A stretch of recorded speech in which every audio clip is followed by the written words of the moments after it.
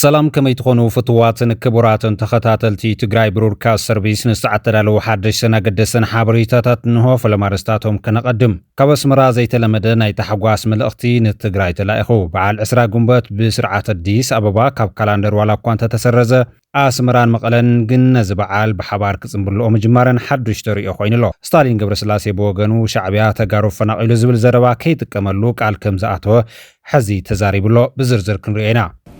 بشعبيات تفناقل هز تقراي ناولك عايزقبني بفصلو عايزقبني إلي جميع أنا دقيمة حدا أجرنا إنا نقبر بمنقستي بفصلنا تفناقل خاميراب تقراي خاب سلم تفرقاتو إنا نزارم با كاب إيروب تفرقال هز إيروب تفرقال هز زالم بس أنا أقول كويس بصبريه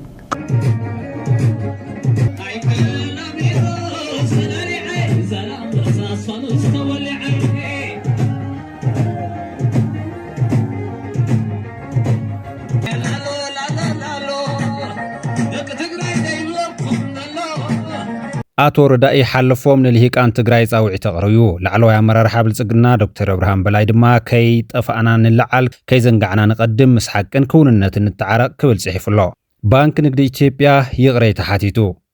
مرصاب استقرب الوقت حالتات مكلخال إثيوبيا عطوات فانون كبيد هلقي تسترأل وقي يكايدو مهلهم ببقيسهم قليسهم منقس إثيوبيا بدردر عدا $1 بليون مسلك احتي يورو بوند كي تعوت تريفو سراويت سودان ناي موداتا معسكرات عطوات دحر معناو ناب تقادوب إثيوبيا تركب كتما كومروك يقس كم زلو فليتو زبلو نسعت دالو حبريتاتات يوم سانات انيحوم كتكتاتلو بمعدام ناب حدش سنا قدسنا حبريتاتات زرزروم كنكتزل بانك نقدي إثيوبيا يقري تحديتو البنك اب تحدش ناي موبايل بانكينج متجبري مالت ابليكيشن زقات اما مقراص المفتاح يسرح كم زلو فليتلو نقد بانك إثيوبيا بزقرب اوان بالزلاليو حدشن استمحيشن ناي موبايل بانكينج متجبر مخنيات او سنات عماويلون اغلغلوت مقراص كم زقات اما بمأمان نتصقم ببقلطوف المفتاح العلن تحتي نيبل كم زلو فليتو البنك نز تفتره ناي اغلغلوت مقراص عماويلو يقري تحديتلو بانك نقدي إثيوبيا ديجيتالاو اغلغلوتو نمزمان عقبت عماويل الموسخ حيالو حدشت ممارستا زتقالله زت محايشه متجبري ابز قربا وان وقعوي كم زغبره غليزيو يخون امبرت متجبري حدش بمخانو مخنيات اب وسنات تتقمتنا اغلغلوت مبلشاونا غاطيمو إللو اتبانك ابز وان زي نتي تكنيكاو صقم ملو بملو نموغار سرحتي سالت كم زلون اتصقم تفتحو اغلغلوت نامنور كنوتات كملس كلو نحزبي وقعو كم زغبرن غليزلو منغست إثيوبيا بدردر عدا $1 بليون مسلك حتي يورو بوند كي تعوت تريفو منغست إثيوبيا ن $1 بليون يورو بوند عليك حتي زخونو احغراويان تكالات كغبرو صنحو كالي زور دردر كفليت عدا ايو كي تعوت تريف زلو اتدردر زي تعوت له مخنيات اتم احغراويان وهاوت بوند اتم منغست إثيوبيا بزعوا كفاف لعدا محايش زقربو حساب ودوق مغبارم صعيبيو منغستي كلهم ناي وصاي عليك حتي ابتحتي ناغوج العسرا ناي لك حتي معقف ناي عدا شكشك غبرلهم ابزبل مرغص يصنع خون كلو إثيوبيا حجون معرنت لك حتي زرغاغز اب عداغاس تمركوس مفتحن متغبار قراص مخانا ايو غليص زلو از دردر كايد صنح منغست إثيوبيا لك حتي يورو بوندن زحلف ورحطري بمتكل زبصح وسممع ناي كلت اوال كحت هاجرات كوميتي كي تقبلوا مسترفايو إثيوبيا ببعمتو دحرينا بكينات متوا غزيف زخونه لقحتي تقبل كم زلان اب كفافل ادما كبيد صقمات كم زغاط مازخلون يغلصيو سراويت سودان ناي موداتا معسكرات عطوقات دحر معناو ناب تقادو إثيوبيا تركب كتما كومروك يغسغس كم زلو فليتو سراويت سودان ناب كفله هاجر بلو نايل تقادو إثيوبيا ناب تركب كتما كومروك حالتاتو يقربو كم زلو فليتو از خونه دمانتو ماب زوريات خباب زنبرو ناي موداتا معسكرات عطوقات حمتي دحر معناو مخانو سودان تريبنز زرغو حصبصابا ملكتلو ناي سودان رابعي كفله سراويت اغرنيا وزوصو مغلصي نحلتات حمتي مس مشارختو دمسيسو ابزوا كومروك زنبرو ناي موداتا معسكرات عطوات كم زفرسو مونت ختمان مقصاري قربو كم زلو يغليزو السراويت وسيخم زحبروت بغبان زخصص ناي فطان دغف حيلي RSF ابدو كومروك كابزركب الباركا زكايدو متقعتي كم زفشولن كبيد غدات كم زوردلومن حيالو ناي وغ مكاينن وتادراو عدقتاتن كم زمارخنيو سراويت سودان افليط زلوم أبسومنزي أتسراويت أبدوا وسن كومروك زركب كبابي الباركا مليسو كم تقوصاصره أفليط نيريو بتوساخي بسوني أبسميناو مبراق كتما أبزركب وردا قايسان عدي أبو داقان حاوسو 4 بوتاتات هبتحت قوصاصرو كم زاتوي أوجو أتسي ناي سودان سراويت وسيخو خمز قلصو أتوم مس RSF زحابور تواغاتي نابتم سي إثيوبيا زدو أحغراو دوب كم زساغو غومون أفليط لهم ኩምሩክ ኣብ ሱዳን ዞባ ብሉ ናይል ኣብ ጥቃ ዶብ ኢትዮጵያ ትርከብ ቦታ ኮይና ኣብ ወርሒ ለካቲት ናይ ብሉ ናይል ግንባር ምኽፋቱ ስዒቡ ኣብ ወርሒ መጋቢት ብሕብረት RSFን ምንቅስቓስ ሓርነት ህዝቢ ሰሜን ሱዳንን ተታሒዛ እያ ነይራ። እታ ከተማ ብምኽንያት ምስ ኢትዮጵያ ዘለዋ ቀረበትን ኣብቲ ጎንፂ ዝተሃሰየ ከባቢ ከም ዓብዪ ንመሸጋገሪ መስመር ብምግልጋላ ስትራቴጂካዊ ኣገዳስነታ ዝለዓለ ኮይኑ ጸኒሑ እዩ። መረፃ ኣብ ዝቃረበሉ ዘሎ ወቅቲ ሓይልታት ምክልኻል ኢትዮጵያን ፋኖን ከቢድ ህልቂት ዝተረኣየሉ ውግእ የካይዱ ምህላዎም በብገጾም ገሊጾም ብምሬ ወዳጆ ዝምራሕ ሓይሊ ከም ቆፅሪ ረጊፉ ክብል ሰራዊት ምክልኻል ኢትዮጵያ ክገልጽ እንከሎ ዕጡቕ ፋኖ ብወገኑ 3 መራርሓ ሰራዊት ኢትዮጵያ ዝርከቦም ኣስታት 300 ወተሃደራት ደምሲሰ ብዙሕ ኣጽዋር እውን መንዚዓ ክብል ገሊጹ ኣሎ። ኣብ ዝተፈላለዩ ከባብታት ወሎ ካብ ሐሙስ 20 ግንቦት ንግሆ ጀሚሩ ብርቱዕ ውግእ ምልዓል ውስዒቡ ሰራዊት ኢትዮጵያ ንምሬ ወዳጆ ዝምልከት እዋናዊ ሓበሬታ ካፊሉ ኣሎ። ነቲ ምሬ ዝመርሖ ሰራዊት ከም ቆጽሊ ኣርጊፎዮ ክብል እዩ ገሊጹ ዘሎ። ሰራዊት ኢትዮጵያ ነቲ ምርጫ ንምዕንቃፍ ክንቀሳቐሱ ጸኒሖም ዝበሎም ዕጡቓት ፋኖ ሓያል ስጉምቲ ከም ዝወሰደሎም እዩ ዝገልጽ። ኣብ ዝመጽእ ሶኒ ዝካየድ ሃገራዊ ምረፃ ስዒቡ ኣብ ኣምሓራ ዝንቀሳቐሱ ዕጡቓት ሓይልታት ካብ ሐሙስ ጀሚሮም ክሳብ እቲ መረፃ ዝዛዘም መገዲ ንምዕፃው ወሲኖም ከም ዘለዉ እዮም ኣፍሊጦም ዘለው። እዚ ውሳነኦም ክሳብ ክንደይ ተፈጻሚ ከም ዝኸውን ምርጋጽ እኳ እንተዘይተኻለ ካብ ትማል ሐሙስ ጀሚሩ ግን ካብ ንግሆ ኣብ ክልል ኣምሓራ ብዙሓት ቦታታት ብርቱዕ ውግእ ከም ዝተወልዐ እዩ ካብቲ ቦታ ዝወፁ ዘለዉ ሓበሬታታት ተመልኪቶም ዘለው። ብፍላይ ኣብ ከባቢ ወሎ ከቢድ ውግእ ከም ዘሎ ካብቲ ቦታ ዝወፁ ሓበሬታታት የመልክቱ። ነዚ ናይ ውግእ ውዕሎ ድማ ብዝምልከት ሰራዊት ምክልኻል ኢትዮጵያ ነቲ መራሒ ፋኖ ምሬ ወዳጆ ብስሙ ብምጥቃስ ሓፂር ሓበሬታ ዘርጊሑ ኣሎ። እቲ ሰራዊት ኣብ ሓበሬትኡ ኣብ ደቡብ ወሎ ወረዳ ቦሮና ጽንፈኛ ኢሉ ዝፀውዖ ሓይሊ ፋኖ ስጉምቲ ከም ዝወሰደን ከም ዝተዋግአን ጠቒሱ ኣሎ። ነቶም ዕጡቓት ፋኖ ንድሕንነት ሃገርን ሰላምን ዘናውፁ ክብል ዝኸሰሰ ሰራዊት ኢትዮጵያ ብምሬ ወዳጆ ዝምራሕ ናይ ሸፋቱ ጭፍራ ኣብ ወረዳ ቦሮና ጥቓ ከተማ መካነ ሰላም ሶየ ተባሂሎም ዝፅዋዕ ከባቢ ብጅግና ጥሙር ሓይልና ብዝተወሰደሉ ብርቱዕ ናይ ምድምሳስ ስጉምቲ ከም ቆፅሪ ረጊፉ እዩ ብምባል ዓወት ከም ዝቐንዖ ገሊጹ ኣሎ። ኣብቲ መግለፂ ዝተጠቐሰ ናይ ሓደ ክፍለ ሰራዊት ኣዛዚ ኮሎኔል ተስፋየ መልካሙ ግንቦት 2018 ዓ.ም ካብ ንግሆ ሰዓት 12 ጀሚሩ ናይ ህዝቢ መገልገሊ ዝኾኑ ትካላት ባንኪ ንምዝራፍን ናይ ህዝቢ መረፃ ንምዕንቃፍን ዓሊሙ ዝተንቀሳቐሰ ናይ ጥፍኣት ጉጅለ ኣቐዲሙ ብዝተጸንዐን ብዝተዋሃደን መጥቃዕቲ ኢዱ ከየልዓለ ሙሉእ ብምሉእ ተደምሲሱ እዩ ክብል ምዝራቡ ኣብ ገጽ ናይ ሰራዊት ኢትዮጵያ ተዓዚብና ኣለና። ዕጡቕ ፋኖ ብወገኑ ነዚ ዝጻረር መግለፂ ኣውፅኡ ኣሎ። 3 መራርሓ ዝርከቦም ኣስታት 300 ወተሃደራት ደምሲሱ ብዙሓት ኣጽዋራት ከም ዝመንዘዐ እዩ ገሊጹ ዘሎ። ብኮር 303 ኣሳሙኖ ተባሂሉ ዝፍለጥ ክፍሊ ናይ ዕጡቕ ኣብ ክልተ ግንባራት ውግእ ኣብ ዘካየደሎም ውዕለታት ኣብ ልዕሊ ጸላኢ ዝበሎ ሓይሊ ኢትዮጵያ ዓብዪ ዓወት ተጓነፂፈ ክብል እዩ ሓቢሩ ዘሎ። ምንቅስቓስ ብሄራዊ ፋኖ ኣምሓራ ኣፋብን ወሎ ቤተ ኣምሓራ እዚ ምኒልክ ኮር 303 ኣሳሙኖ ኣብ ክልተ ናይ ውግእ ግንባራት ማለት እውን ኣብ ግንባር ግራራይን ግንባር ፍራንክፈርት ዚኦሎጂካል ሶሳይቲ ኣቡነ ዮሴፍ ሎጅን ብምእታው ኣብ እንጃፋት ድልገንን ኣቡነ ዮሴፍን ሰፊሩ ዝነበረ ሰራዊት ብልጽግና ከም በረድ ኣብ ዘለዎ መኺኹ ከም ዝተርፍ ጌርና የለና ኢሎም ግንቦት 2018 ዓ.ም ካብ ንጎ ሰዓት 1 ጀሚሩ ክሳብ ምሸት ሰዓት 11 ሙሉእ መዓልቲ ናይ ስርዓት ሰራዊት ብመካናይዝድ ማለት እውን ብመድፍዕ 107 ዙ 23 ሞርታር 120 ሞርታር 82 ዝተደገፈ ምክልኻል እንተገበረ እኳ ናይ ኮር 303 ኣሳሙነው ሓይልታት ግን ናይ ጸላይ ዕርዲ ብምፍራስ ናይ ጸላይ ሕልና ዝሰብር መርድእ ዝኾነ ንወገን ድማ ኩርዓት ዘሰምዖ ዓወት ተጎናጺፎም ኣለዉ ብምባል ኣብቲ ውግእ መበል 14 16 19 21 30 ክፍለ ሰራዊት ከም ዝተሳተፋ እዩ ገሊጹ ዘሎ። ኣብዚ ውግእ ዝተረኽቡ ዓወታትን ዝተመረኹ ኣጽዋራትን ዝበሎም ድማ ድሽቃ 2 ብሬን 3 ናይ ብሬን ጥይት 3500 ስናይፐር 1 ጸሊም ክላሽ 118 ናይ ክላሽ ጥይት 5400 መራኸብቲ ሬድዮ 3 ናይ ድሽቃ ጥይት 160 ናይ ኢድ ቦምባ 26 ናይ ደረትን ሕቆን ዕጥቂ 74 ምሩኻት ድማ 46 ዝተደምሰሶም መራርሓ 3 ኣባላት ድማ 236 ከም ዝደምሰሰ ዝገለጸ ኮይኑ ከተማ እንጃፋት እውን ካብ ጸላኢ ነፃ ኮይና ኣላ ኢሉሎ። መወዳእታ ዓወትን ናጽነትን ዝኾነ ናይ ኣምሓራ ህዝቢ ናይ ህልውና ተጋድሎ ተጠናኺሩ ክቕጽል እዩ ክብል ኮር 303 ኣሳምነው ክፍሊ ርክብ ህዝቢ ኣብ ዘርጎ ሓበሬታ እዮም መልእክቲ ዘሎ። ብኽልቲኡ ገጽ ዘሎ ሓቀኛ ፍጻመ ብማእኸላይ ወገን ክረጋገጽ ኣይተኻኣለን። ዝተፈላለዩ ሚድያታት ግን ነናይ ባዕሎም ሓበሬታ እናዘርግሑ እዮም። ኣቶ ረዳእ ሓለፎም ንልሂቃን ትግራይ ጻውዒት ኣቕሪቡ ላዕለዋይ ኣመራርሓ ብልጽግና ብርሃን በላይ ድማ ከይጠፋእና ንለዓል ከይዘንጋዕና ንቐድም ምስ ሓቅን ኩንነትን ንተዓረቕ ክብል ጽሒፉሎ። እቲ ኣብ 2013 ዓ.ም ግዜያዊ ምምሕዳር ትግራይ ክመርሕ እንከሎ ተመዛበልቲ ክምለሱ ግዛእታት ትግራይ ዘይመለሰ ድሕሪ ስምምዕ ፕሪቶርያ እውን ብወገን ብልጽግና ህዝብን ዓድን ትግራይ ናብ ሕገ መንግስታዊ ቦትኡ ኣብ ምምላስ ግቡእ ኣይተዋፅአን ዝብል ወቀሰታት ዝቐርበሉ ዶክተር ብርሃን በላይ ህዝብና ብፍላይ ድማ መንእሰይና ካብ ሞት ነድሕን ክብል ፀዊዕሎም እቲ ከም ዝኣመሰለ ወቀሰታት ዝቐርበሉ ዘሎ ፖለቲከኛ ኣብ ዘርግሖ ጽሑፍ ስቕታ ይኣክል መንቀል ኩሎም ፀገማት ንዝኾነ ፀቢብ ጉጅለ መንእሰይ ትግራይ ወጊድ ክብሎ እዩ ጽሒፉ ዘሎ ብልጽግና ኸ መንቀል ፀገም ዶ ይኮነን ዝብል ሕቶ ግን ዘይምልስ ሚኒስትር መስኖን ከባብታት ቆላን ዶክተር ብርሃን በላይ ኣብ ትግራይ ይንቀሳቐስ ብዘሎ ስንኩልን ሕመቕን ፖለቲካዊ ኣተሓሳስባ መራሕቲ እቲ ክልል ናብ ካልእ ዙር ህልቂትን ኩናትን የምርሑ ኣለዉ ግልጽ እዩ ዚ ክብል እዩ ጽሒፉ ዘሎ ብወግዓዊ ፌስቡክ ዘመሓላለፈ መልእኽቲ እቲ ንዘመናት ብስቃይን ንብዓትን ዝተሃየሰ ህዝቢ ትግራይ ካብዚ ደማዊ ዕንክሊል ንምድሓን ምሁራን መራሕቲ ሃይማኖት ዓበይቲ ዓድን ዳያስፖራን ካብቲ መሪፆምዎ ዘለዉ ናይ ስቕታ ገበን ክወፁን ነቲ ሞት ዝድግስ ዘሎ ባርዕ ኩናት ብሓባር ይኣክል ክብሉን ጻውዒት ተቕሪብሎ ንሕወሓትስ ይኣክል ተባሃለ ነቲ መሬት ጎቢጡ ሕገ መንግስታዊ ስርዓት ረጊጹ ዕጡቓት ዘብዒ ተከዘ ዝርከብዎም ዕጡቓት ዝዕልም ዘሎ ብልጽግና ኸ መን ይኣኽለካ ይበሎ ንዝብል ግን ዶክተር ብርሃን በላይ ክምልሰ ይርአን ዶክተር ብርሃን ኣብቲ ጽሑፍ ከም ዝገልጾ ህዝቢ ትግራይ ወረጃ ህዝቢ ስልጣነ ዕሙቕ እምነት ውሕሉል ባህልን ታሪኽን ዝወነነ ህዝቢ ክንሱ ሎሚ ብሰንኪ ውሕዳት ዝብሎም ውልቀ ሰባት ኣብ ከምዚ ዝኣመሰለ ዓዘቕቲ ምውዳቑ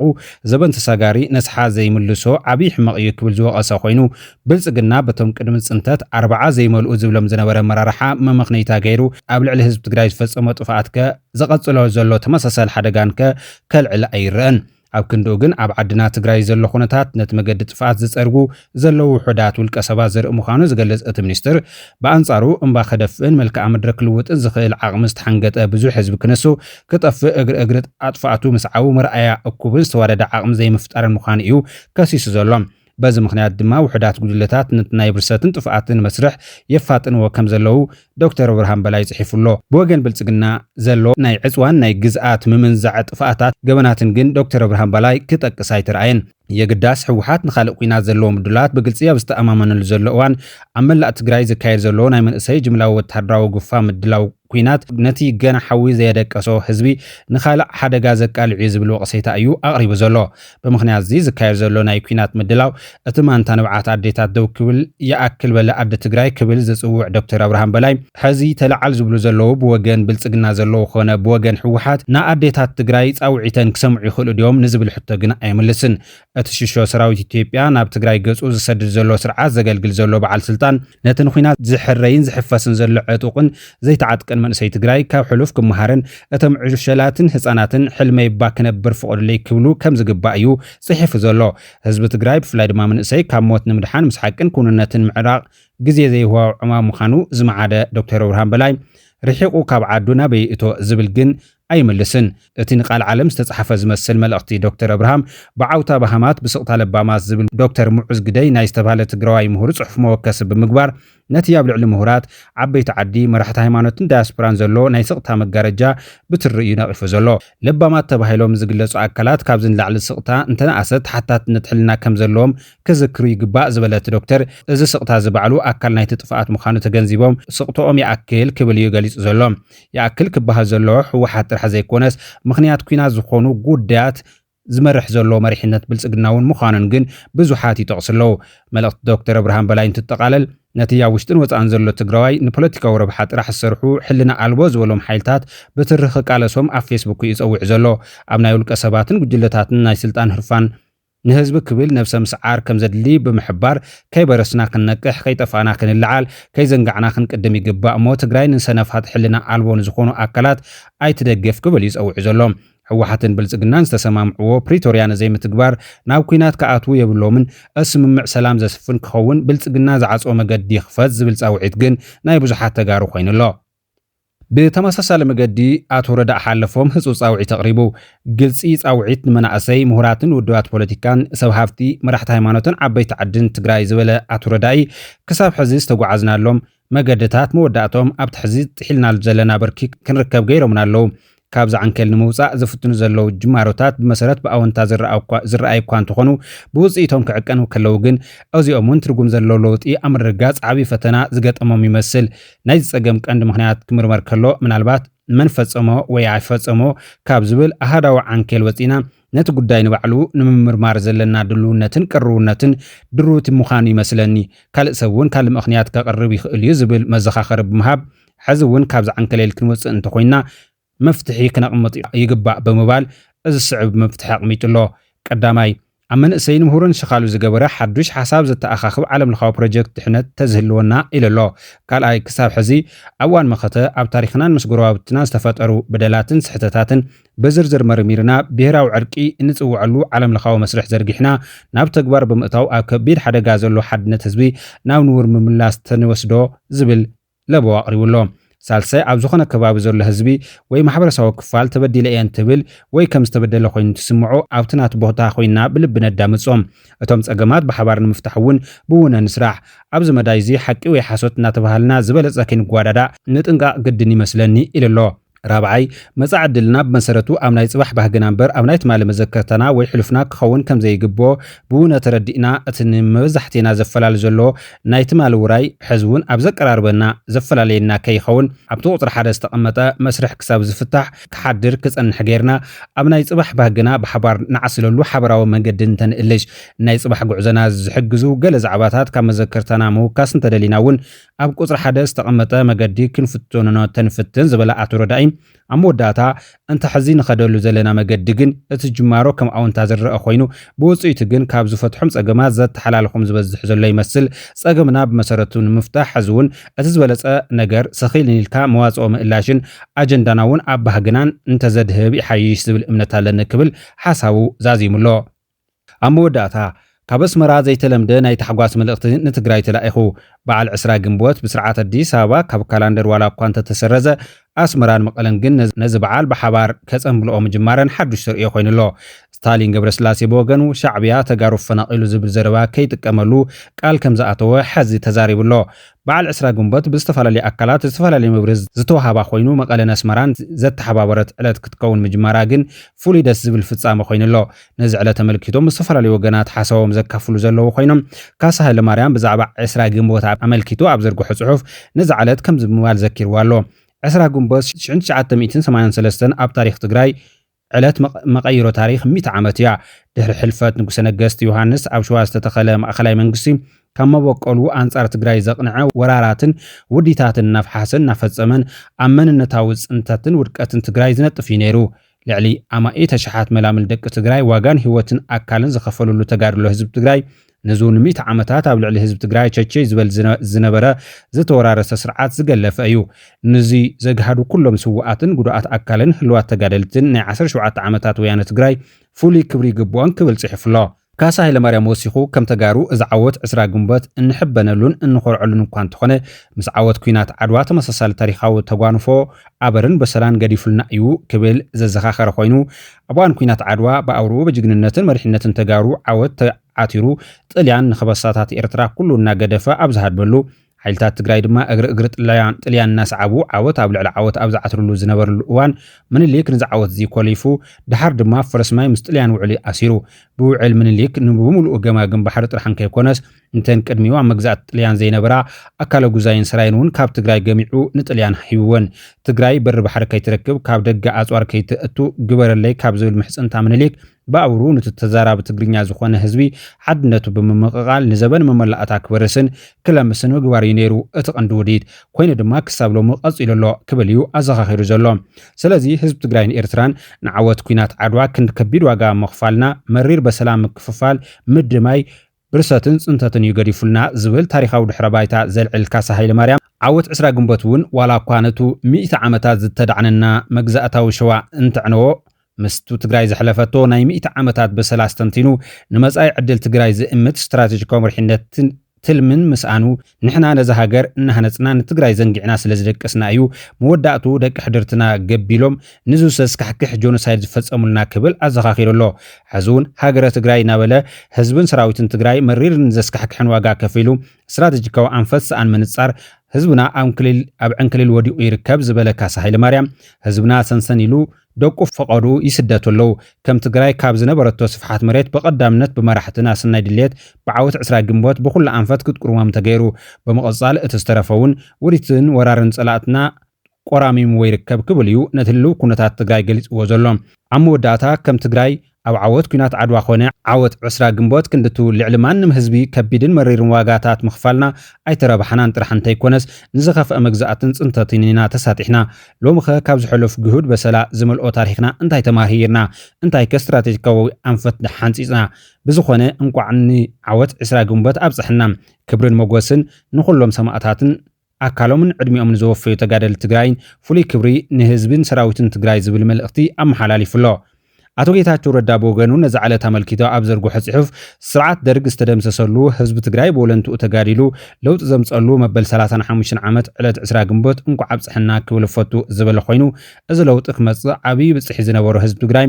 ኣብዚ ቃልሲ ብድሌቶም ተሳቲፎም ታሪኽ ዘመዝገቡ ስዋኣትን ህልዋት ተጋደልቲ እንቋ ኣብጽሕኩም ክብል ይደሊ ዝበለ ኮይኑ ለውጥ ንኽመጽእ ሩይ ድርሻ ምርሕነት ብዝነበሮ ግን ድማ ካብ ስልጣን ወጻኢ ካልእ ንጻር ህዝባዊ ባህገ ዘይብሉ ተረፍ መረፍ ክብል ዝጸውዑ ድሕሪ 50 ዓመት ህዝቢ ትግራይ ብቃልሱ ዘረጋገጾም መሰላት ኮሊፉ ንስልጣኑ ክብል መናእሰይ ብዓሰርታት ሽሓት ኣብ ምግፋፍ ተዋፈረሉ ኩነታት ኮይና ንዝክሮ መዓልቲ ምዃኑ ፍሉይ ገብረ ክብል እዩ ንናይ ቀደም ብጾቱ ወቂሱ ዘሎ አቶ ጌታቸው ወሲኹ ግፋን ወዲ ግፋን ጸሊዩ ዝተጋደለ መንእሰይ ግዳይ ግፋ ዝኾነሉ መሰከፍ ዘመን ክሓጽረሉ ኩሉ ዝከኣል ርብርብ ክገብር በዘጋጣሚ ክጽውዕ ፈቱ ዝበለ ኮይኑ ተረፍ መረፍ ዝበሎም ኣመራርሓ ድማ ኣብነት ልምዓታውነት ሓሪሞም ኣብ እርጋኖም ካብ እንዳ ኢሳያስ ግፋ መንእሰይ ተማሂሮም ካብ ምርኣይ ዝሕዝን ዋላ ሓደ ነገር ኣይክህሉን ክብል እዩ ተቃውሞ ኣስሚዑ ዘሎ ኣብ ማእኸል እዚዩ ካብ ኣስመራ ዘይተለመደ ናይ ተሓጓስ መልእኽቲ ንትግራይ ተራእኹ ዘሎ ስታሊን ገብረስላሴ በወገኑ ሻዕብያ ተጋሩ ፈናቂሉ ዝብል ዘረባ ከይጥቀመሉ ካብ ብሕጂ ቃል ከም ዝኣተወ እውን ተዛሪቡ ዘሎ እቲ ካብ ኣስመራ ተላኢኹ ዘሎ ናይ ተሓጓስ መልእኽቲ ብዘሎ ጭቡጥ ክውንነት ትግራይ ንርእሳ ኣፍሉጥ ዝሃበት ሃገር ወይ ዲፋክቶ ስቴት ኮይና እያ ዝብል ኮይኑ ተጠቂሙሉ ዘሎ ካርታ ድማ በቲ ብልጽግናን መሪሕነት ኤርትራን ኣብ ጥቕሚ ክውዕል ጻዕሪ ዝግበረሉ ዝነበረ ጎደሎ ካርታ ትግራይ ዘይኮነስ እቲ ቅኑዕ ሙሉእ ካርታ ትግራይ ምዃኑ ድማ ፍሉይ ገይርዎ ኣሎ እቲ ናይ ኣስመራ መልእኽቲ እንቋዕ ንመበል 35 ዓመት ምድምሳስ ስርዓት ደርግ በዓል 20 ግንቦት በቆጻጽራ ገጽ ኣብጽሕኩም ሎሚ በዓል 20 ግንቦት እንትርፈ ኣብ ትግራይ ኣብ መላእ ኢትዮጵያ ኣይበዓልን እዩ ዝብል መልእኽቲ ተሓጓስ ዝሓዘ ኮይኑ እቲ ዝገርም ኢትዮጵያ ሕጂ ተቐሚጣትሉ ዘላ ኣዕኑድን ሕጂ ትምርሓሉን ትመሓደሩሉን ዘላ ሕገ መንግስትን ውፅኢት 20 ግንቦት ምዃኑ እዩ እዚ ብዕሉግ ተርእዮ ንመስዋዕትነት ተጋሩ ዝራኽስ እዩ ብምባል እዩ ንስርዓት ኣዲስ ኣበባን ደገፍቱን ነቒፉ ዘሎ ወሲኹ ድማ ዝገርምን ዘሕዝንን እቲ ብጥጦ ወያነ ሕወሓትን ብግንዑ ናይ ጥምረት ውድብ ይወደግን ዝገበለ ኣብይ ኣሕመድ ዓሊ ነቲ ታሪኻውን ናይ ዝኽሪ ዕለት ብዘይ ኣዋጅ ኣብ ዝደምሰሰሉ ብዙሓት ነተቓልሲ ቅድሚት መራሕቲ ኮይኖም ዝመርሑን ኣብዚ መኣዲ ምጽያቕ ምስላፎም እዩ ዝብል ኣብ ልዕሊቶም ኣብ ጎኒ ምምሕዳር ኣብዩ ዘለው ኣካላት ነቐፌታ ኣቕሪብሎ ትግራይ በቲ ሕዚ ኣብ ባይታ ዘሎ ጭቡጥ ኩንነት ማሕበረሰብ ዓለም ኣፍልጦ ዘይሃባ ሃገር እያ ትግራይ ብጭብጢ ዲፋክቶ ስቴት እያ ዲፋክቶ ስቴት እንታይ ማለት እዩ ንትብሉ ድማ ብናጻ ዝንቀሳቐስ ምሉእ ምምሕዳርን ግዝኣታዊ ቁፅርን ዘለዎ ሉኣላዊ ግዝኣት እዩ ኮይኑ ግን ወግዓዊ ኣህጉራዊ ኣፍልጦ ወይ ኣባል ውድብ ሕብራት ሃገራት ዘይኮነ ሃገር እዩ ተጋሩ ድማ ከም ሓንቲ ሃገር ኮይኖም እዮም ዝንቀሳቐሱ ዘለዉ ክብል እዩ ንትግራይ ዘለዎ ኣመለኻኽታ ብኣግኡ ገሊጹ ዘሎ ናይ ዲፋክቶ ስቴት ትንታነ ብሕፅር ዝበለ ቃሉ ብኸምኡ እዩ ዝብል እዚ ናይ ኤርትራ መልእኽቲ ስለ ዝኾነ በዚ መሰረት ትግራይ ርእሳ ዝኽኣለት ሃገረ መንግስቲ እያ ዝብል መልእኽቲ መሓላሊፍሎ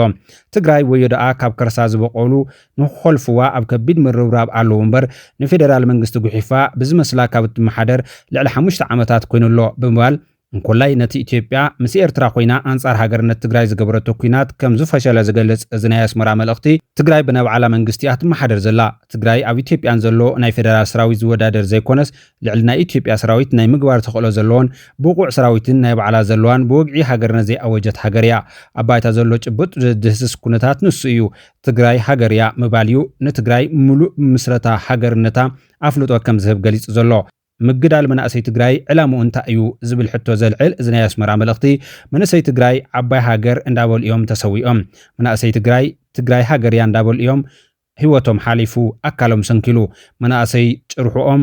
ትግራይ ትስዕር እዩ ዝነበረ እቲ ናብ ኩንነት ቀሪቡ ዝነበረ ዕላማን ራእይን መናእሰይ ተጋሩ ግን ክቕተል ዝተገብረ ድሕሪ ምስጢራዊ ርክብ ሕወሓትን ፌደራል መንግስትን ኣብ ሲሸልስ እዩ ክብል ዘዘኻኽር ኮይኑ ሕወሓት ናብ ምስጢራዊ ርክብ ሲሸልስ ብክልተ ሰባት ተወኪላ እያ ኸይዳ ኣብቲ ዝተገብረ ምስጢራዊ ስምምዕ ድማ እቶም ልኡኻት ተልእኾኦም ብምውንዛፍ ምስ ሰራዊት ኢትዮጵያ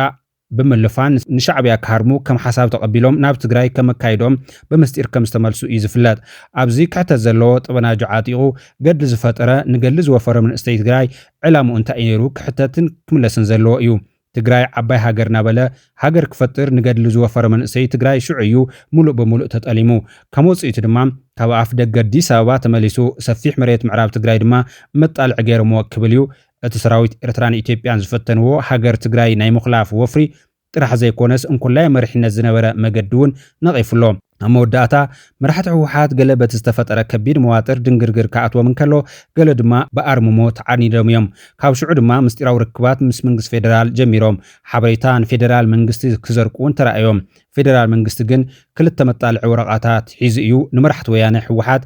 ብውድእ ካርታ ዝቋመሮም ዝነበረ ብምባል መራሕቲ ትግራይ ካብዚ ናይ ኣብይ ቁማር ክወፁ ለብዋ ብምቕራብ ባህጊ መናእሰይ ትግራይ ክሰምዑውን ምሕፅን ተቐሪቡሎም ህግደፍ ንሃገርነት ትግራይ ፈጺሙ ከም ዘይቕበል ብተደጋጋሚ ክገልጽ ጸንሐ ኮይኑ እዚ ካብ ኣስመራ ብመገዲ ኤሪላይን ኣቢሉ ዝተመሓላለፈ መልእኽቲ ግን ሃገርነት ትግራይ ምስ ሙሉእ ግዝኣትን ባህግን ድልየትን መናእሰይ ትግራይ ክስማዕ መሪሕነት ትግራይ እውን ካብ ፈላላይ ናብ ሓደ ክመጽእ ዝጠልብ ብዓይነቱ ዝተፈለየ መልእኽቲ እዩ ተመሓላልፉ ዘሎ ስታሊን ገብረስላሴ ብወገኑ ናይ ጽምዶ መስገድላት ከም ዝተወዱን ሕጂ ጽምዶ ኣብ ዝለዓለ ብራኸ ከም ዘሎን ብምግላጽ ብዛዕባቶም ብብልጽግና ዝተወረሩ ከባብታት እምበር ብዛዕባቶም ብኤርትራ ዝተተሓዙ ከባብታት ካብኡ ዝተመዛበሉ ወገናት እውን ከይዛረብ ቃል ከም ዝኣተወን ኣብ መራሕቲ ኤርትራ ምትእማን ከም ዘለዎን እዩ ኣብ መዓልቲ 20 ግንቦት 2018 ኣብ ዝሃቦ ቃል ተዛሪቡ ዘሎ ብዛዕባ ጽምዶ ክንዛረብ እንተለና ካብ ኣፍ ሓርገጽ ኢና ወሲድናዮ ካብ ኣፍ ሓርገጽ ኢና ወሲድናዮ እዚ ነገር እዚ እዚኣ ዘይዝክር ሰብ ደሎ እዚኣ ግዜ እዚ ትግራይ ኣብ ምንታይ ኩነታት ከም ዝነበርና ትዝክርዎ ዶ ቀለበት ዝቀለበት እዚ ናይ እንታይ ቀለበት መስለኩም ከመይ ጌርና ኢና ሓዲግናዮ ናብዚ ኢና ሓዲግናዮ ወይ ዝብሉ ዘለዉ ኣዲስ ኣበባ ወይ ዝብሉ ዘለዉ ከመይ ጌርና ንሕና ጥራሕ ክንገብራ ኣለና እምበር ዝኾነ ካሊእ ማ ክገብራ ካብ ኢድና ከመይ ጌርና ተምልጥ እዩ ከመይ ጌርና እዚ ኣነ ኣስመራ ከይደ ምስ ፕረዚደንት ተራኺብና ይህልሚን ኢልና ጉዳይ ትግራይ ኣለኒ ስምዐኒ ፕረዚደንት ስምዐኒ እንታይ ትገብር ኣለኻ ሰራዊት ህዝብና ይብደል ኣሎ ህዝብ እዚ ናብ ንቡር መለስዎ ኣብ ዓጋ ዘሎ ሰራዊትኩም እንታይ ትገብርዎ ዘለኹም ሰራዊት ብልጽግና ኮን ወልድያ ኮ እዩ ዘሎ ኣብ ቆቦ ኮ እዩ ዘሎ ካብ ቆቦ ሓሊፉ ዓጋ መጺኡ ከይወረኩም ድዩ ዓጋ ብዝኒዮ ትግራይ ኢሮብ ዘይትለቅዎ ዘላምበታት ዝኒዮ ዘይትገርፍዎ ብዚ ገዛ ተጋሩ ገዛታት ዝባዝ ኩሉ ሒዝኩም ዘለኹ እንታይ ትገብርዎ ኣለኹም ኢልና ደፊርና ክንዛረብ እንተለና ጽቡቕነቱ ጀነራል ስለዘይኮንኩ ሚኒስትር ስለዘይኮንኩ ስልጣን ስለዘይብለይ ድፍረት ይውን እዩ ሓቂ ይዛረቡ ደብረጽዮን ፕሮቶኮል ፍሳማንጅስ ፕሮቶኮል ናተባሃሉ ከምዚ ክዛረቡ ይኽእሉ እዮም ተዝኸውን ኣነ ጉዳይ ተርፈኒ የለን ዝቐረየኒ የለን ናይ ልበ እየ ዝርግፎ ቢለ ነጊረ እዮም ኣነ ካብዚ ተመሊሰ ካብ ኣስመራ ተመሊሰ ዋሽንግተን ዲሲ ክኸርተ ኣለኹ ብሻዕብያ ተፈናቐለ ህዝቢ ትግራይ እናበልኩ ኣይዝግብን እየ በፍጹም ኣይዝግብን የለዮም እዩ ኣነ ደጊመ ደጋጊመ ተዛሪቡ ይቕድሚ ሕዚ እውን ድሕሪ እዚ እዚኣ ፅርግርግ ኣቢልና ሓደ ኣጀንዳ ኢና ንገብር ብመንግስቲ ብብልጽግና ተፈናቐለ ካብ ምዕራብ ትግራይ ካብ ጸለም ተፈናቐልቱ ኢና ንዛረብ እምበር ካብ ኢሮብ ተፈናቐለ ህዝቢ ኢሮብ ተፈናቐለ ህዝቢ ዛላምበሳ ናበልኩ ኣይፅብፅብን እየ ቅልጡፍኩም ውፁልና ዓጋ እንታይ ትገብሩ ኣለኹም እምባ ዝወናዮም እንታይ ከም ዝገብሮ ሰሚዑ ትፈልጥዎም ሽዑ ኣለና ዶ ኣጀንዳ ኣለና ብዛዕባ ምፍላጥ ኣለና ዶ ኣብ ዛላምበሳ ገለ ከምታት ኣለና ዶ የለን ጽምዶ ከመይ ጌር መሰረት ደብሪው ኣቢሉ ኣብይ ኣሕመድ ተኾነ ኣይደልዮ ነይሩ እዚ ኣይ ኣብኡ እናተዋቀራቀሱ በቃ መሬት ተወሪርና ዲኹም ዝበልኩ ተተሓሒዝና ትብልዎ ዘለኹ በዓል የስምዕ ስለዝኾነ ይውሰድዎ ኢሉ ኣባጭልና ከይዱ ንሱ ኣባጭልና እዩ ንሳ ክትቅፅል ይደልይዋ ነይሩ እዚ ግዜ እዚ ወርቃማ ግዜ ናይ ብልጽግና እዩ ተመልከቲ ሕዲግና እየና ሰብ ግዜ ናይ ጽምዶ እዋን ብዓወት ሰኺሮም ክዛረቡና እንተለዉ ብዓወት ተጋሩ ህዝቢ ጀነራላት ተጋሩ ፖለቲከኛታት ተጋሩ ህዝቡን ከም ህዝቡን ክሓፍረሉ ዘይግባእ ሓደ ጉዳይ ኣለና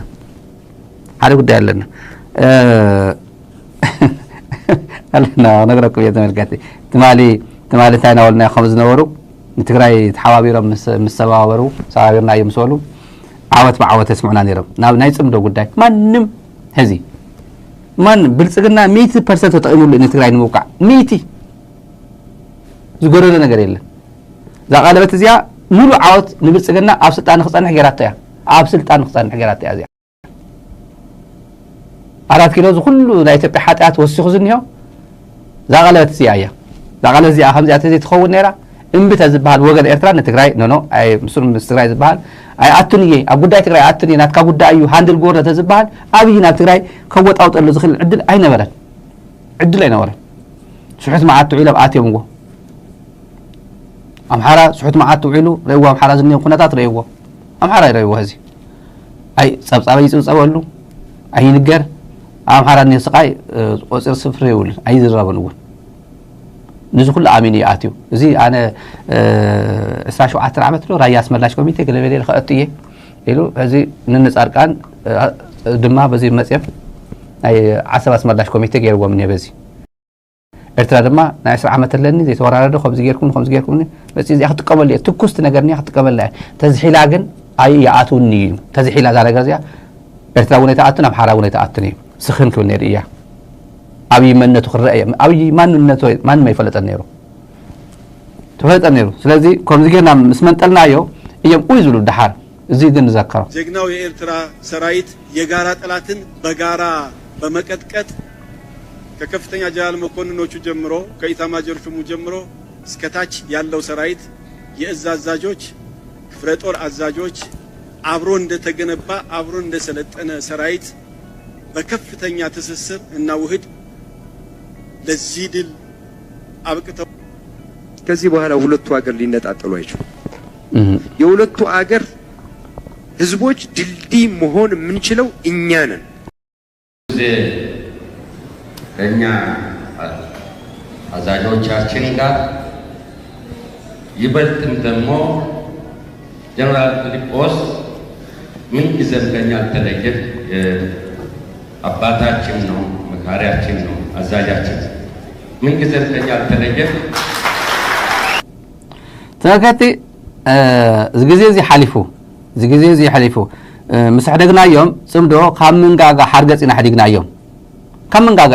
ሓዲግናዮም ሕዚ እዚ ኡይ ዘብሎም ዘሎ ንሱ እዩ ጽምዶ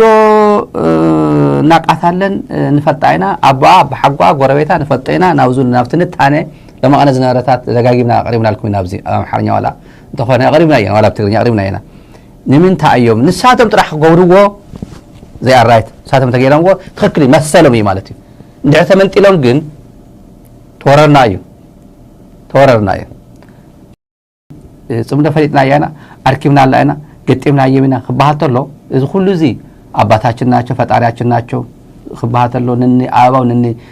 ጀግናዊ ኤርትራ ሰራዊት ክበሃል ተሎ ንኒ መሐመድ ተሰማ ኣብቲ እዋንቲ መሰሎም እዩ ነይሩ ከም ድሌት ግዴታና እዩ ናትና ኢና ዛረብ መሰሎም ዛሩ ዘሎ ይመስልዎ እዚ ነገር ተገላዊጡ ብወገን ትግራይ እንድሕር መፂዎ ከመይ ገይሩ ይኸውን ይብሉ ተጋሩ ሉዓላዊነት ተጣሒሱ ትማልኮ ሰዓባ ኮ ጨፍጭፍና እዩ እዚ ኮ ውግእ ኮ ትግራይ ዘምጽእ ኮ እዩ ዝጉስጉስ ኮ እዩ ኣብ ቀረባ ግዜ ግን መቐለ ክነኣቲና ይብሉ ከዓ ግን ጌታቸው መቐለ ክነኣቲና ነገር ማድረግ አይችሉም። ጽምዶ ቢሉ ምን ቢሉ ቀምተናቸው ይጠመድ በሬም የለም ሞፈርም ቀንበርም አስቀድመን ቀምተናቸው በየቦታው ቀንበሮች ተሰብረዋል። ያደረጉት ሴራ ሁሉ በጣሰነዋል። እንታይ ኮን ይኸውን አይናይ ቀንበር አይናይ በጣጥስና የና ረኺብና የሚና ፈይጥና ያ እዚ ጭንቀት ዝወለዶ እዩ ጭንቀት ዝወለዶ ንሕና ጥራሕና ንገብራ ጽምዶ ቢሉ ምናምን ቢሉ ትንሳቶም ዝወልዎ ቀድሚና ዘስማዕናኩም ናይ ጽምዶ እዩ ጀግና ኤርትራ ሰራዊት ክበሃል ተሎ አፉ ሒዝዎ ይኮነን አፉ ሒዝዎ ማለት አፉ ሒዝዎ ሁለኩምስ ናይ ብጌጋ ተረዲዎ ይሆም ኢሉ ጀግና ኤርትራ ሰራዊት ክብል ተሎ ጀግና ኢትዮጵያ ሰራዊት ክብል ይኮነን ንሽተይ መልሓሱ ሒዝዎ ይኮነን የኤርትራ ይዝበለ